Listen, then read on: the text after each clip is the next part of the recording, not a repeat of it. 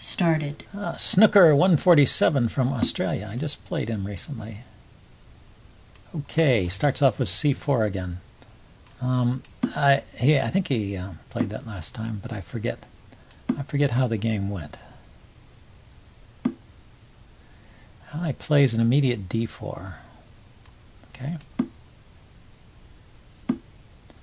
So that gives white some open lines. Gives black a tempo.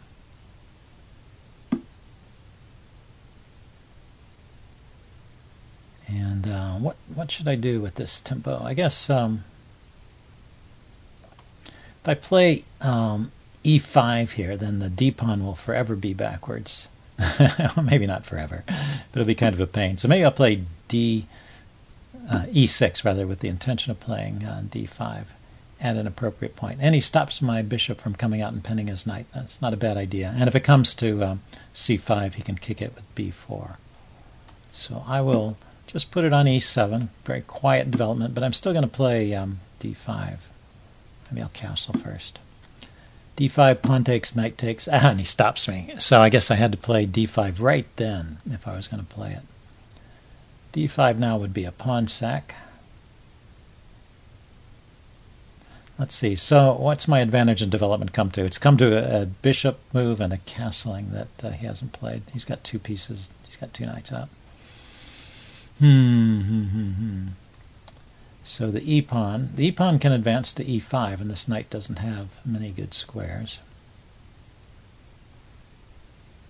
It doesn't seem to be a tactical trick where I can take it.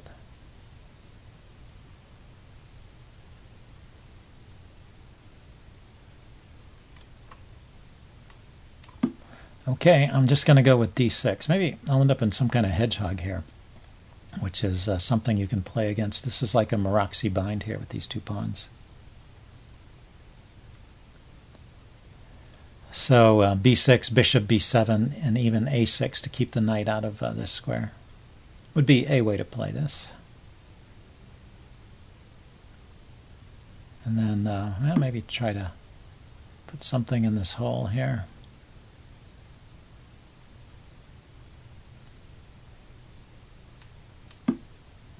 Stop the knight from coming forward first. And get ready to develop my bishop. I don't play the hedgehog that much, so I'm in a bit of an unusual system for me. But, well, let's try it out.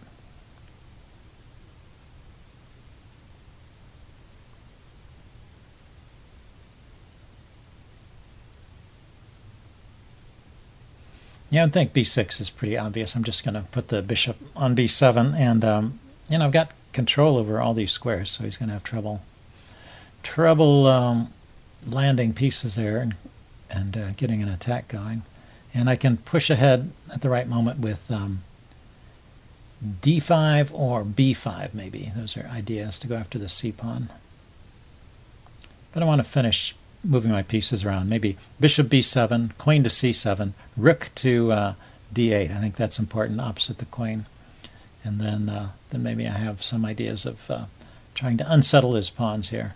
Also, with this pawn on d6 and the queen on c7, I can maybe play knight to knight to d5, e5, knight to e5 at some point. Yeah, so he's going after that pawn.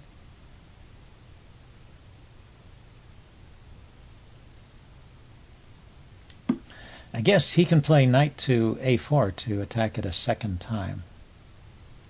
I can play b5, hitting his knight. Okay, he didn't do that. He just developed his bishop. Okay, and rook to d8. So both sides are allowed to complete their development. Okay, that's annoying. If he pushes, okay, so if I play rook d8 and he pushes, I take. Knight takes, bishop takes, queen takes. You have enough force to hold that square. If he pushes the c-pawn, I take with the b-pawn. So I'm going here. And then here's this funny idea. Queen to b8 to a8. He's setting up a battery with the queen and bishop along this diagonal. And also getting it off of this pawn. So this pawn is free to move. Otherwise, I'm going to be forced to play something like e5. Here's another way, though. I don't especially like that, actually, because it's so slow. Although it may be playable. What's the other idea? The other idea is to move one of the knights. So knight here to h5, hitting his bishop. And I just trade that bishop off and I don't have to worry about this pin anymore. But he can move his knight with tempo then. So the knight moves somewhere. Here, here, here, or here. Yeah, I don't see those knight moves as being great. What I mean is, the knight move unleashes an attack on my knight. So I will have to take his bishop regardless, but I don't see that he can do anything great with his knight tempo.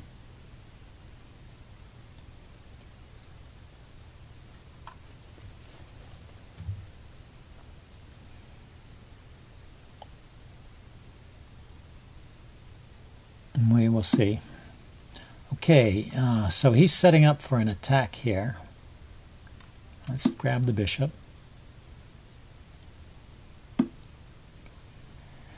And then I think I should play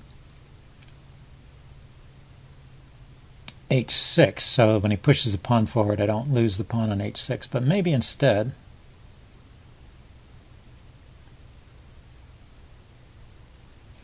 I could play instead knight to here. Knight to e5, knight takes, pawn takes. It would forever shut down this bishop. It would leave me with doubled pawns. But it would open up a file for my rook, and I maybe have some pressure on the c-pawn, and it saves me from this attack on the diagonal. So maybe there's something there. Okay, so he decided not to allow that. Now, if I push the pawn forward here, pawn takes, pawn takes. He can't take with the knight because it's pinned. The queen is not defended. So pawn takes, pawn takes, pawn takes. Bishop takes.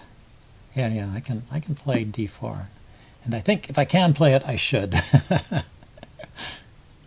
d5 rather. I can play d5 and open up the center here and get my...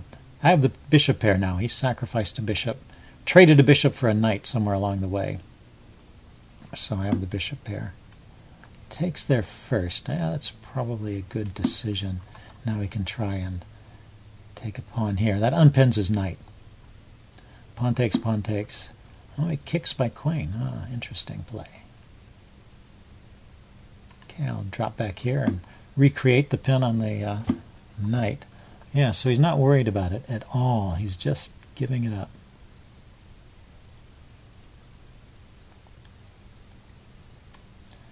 Okay, so let's take this pawn. And then I have a check here with the bishop, and then the queen can go over to the king side maybe and mate. Yeah, bishop check here, king to, h1 or h2, and then queen here.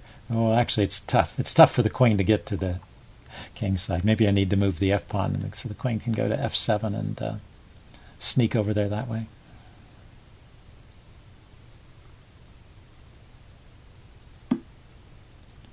Aha, he's going to just trade off the light squared bishop.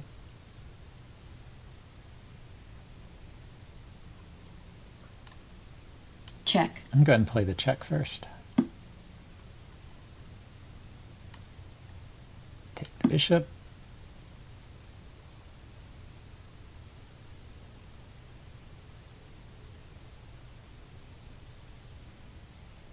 He can take back with either the pawn or the rook. I don't think it's a problem. Then I'm going to play f6 with the idea of queen f7, just getting my queen over to that side of the board. His knight is still shut out of good squares. The knight's not entirely true. The knight could come to the knight could come to a4, or it could go to that square. Okay. There he's hitting the bishop. And also this pawn is loose. Huh? let's first defend the c pawn. That's my extra pawn. That'll be a win in the endgame.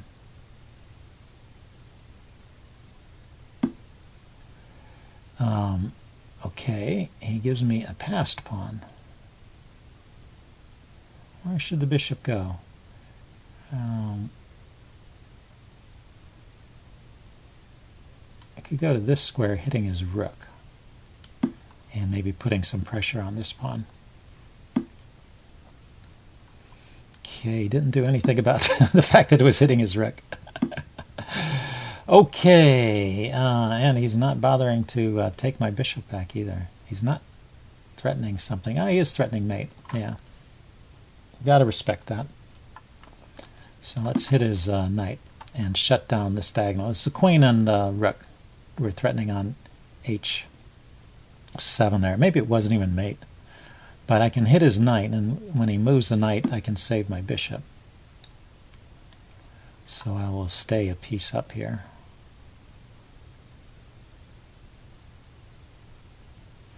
Okay, but let's protect this pawn here that he's attacking.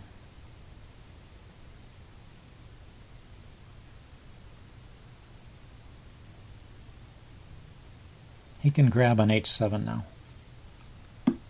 Okay, but he decides it's better to grab the bishop. That's not a bad decision. Okay, so let's get my rooks in the game. When his rook comes back to the h-file, I'm going to play h6 to try and chase his knight away. If I double rooks and threaten rook to d2 there, that would be pretty devastating.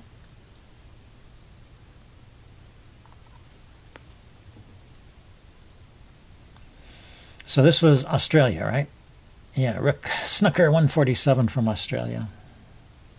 I think he nearly beat me in the last game. That's the way I remember it. I remember that he had a winning position, and I somehow managed to win at the last moment.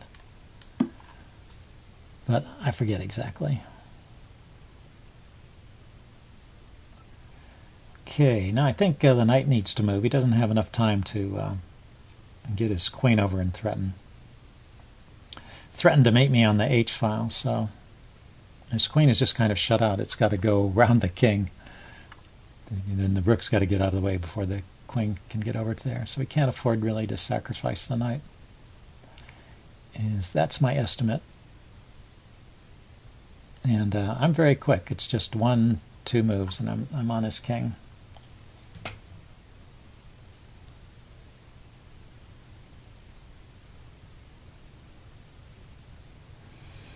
Let's see. The only square for the knight is h6. So you might as well go there. See where else is he going? Here, here, here. 1, 2, 3, 4. Yeah, they're all taken. 5, 6. Of the 6 squares, one's occupied by his own pieces, and 4. Yeah, okay. So here was my idea. So just to threaten check and win the queen.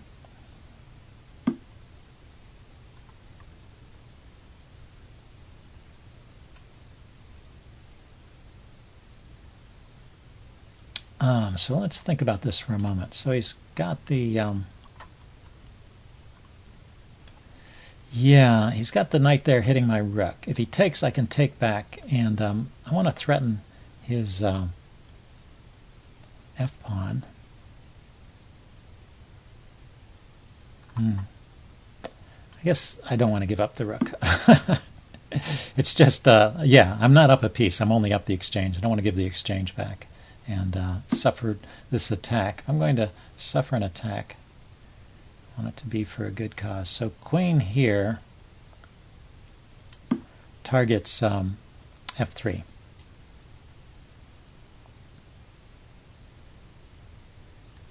And then I can bring the other rook to d3. So I'll have 2 pieces on f3, and I don't know how he defends it. And he can't take it because the knight will be pinned. Ah. If he just goes for the exchange, that's not so hot. This is certainly a winning endgame for me. And right here, I can start targeting f3 here. He's got a. Actually, I don't know how he can defend it. His knight can't defend it. He can interpose the knight. That's what he can do.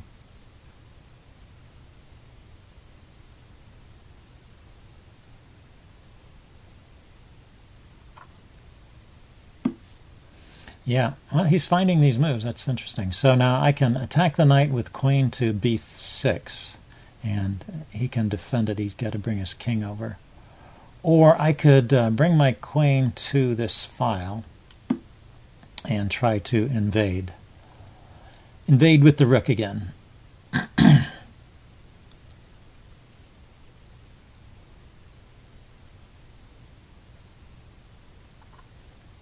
So rook here, check.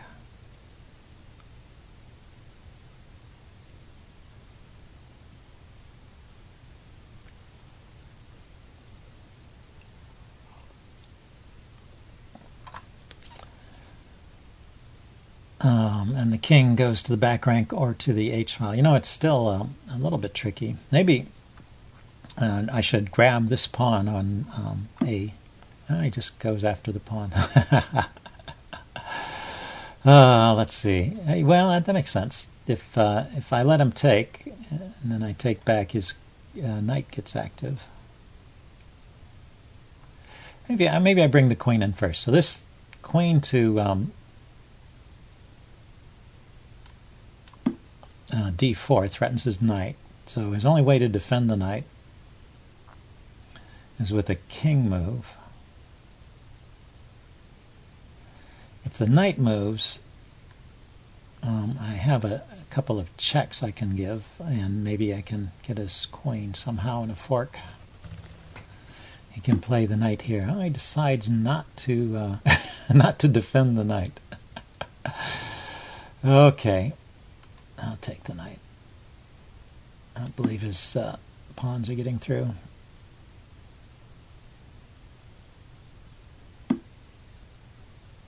So if this pawn comes forward, I can stop it with the king, right? Let's start with a check.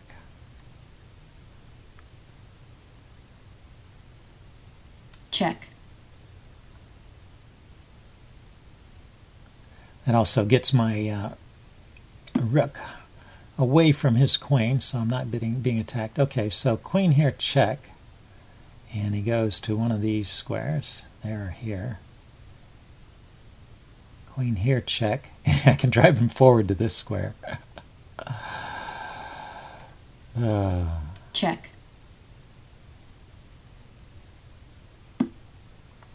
So queen here, check. He comes here. I can check here on the diagonal, and he can't escape, right?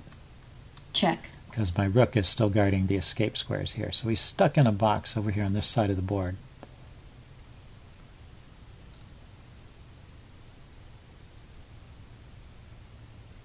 Maybe even pawn up if he goes this way.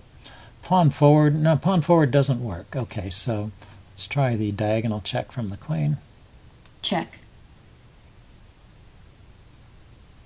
And the king will be driven forward to here, then the rook is mate. And where else can it go? Yeah, that was the only square, right? So this is mate. Checkmate. Aha. Okay, well that was a nice finish. So anyway, I'll upload this and do a postmortem. See you guys later. Bye.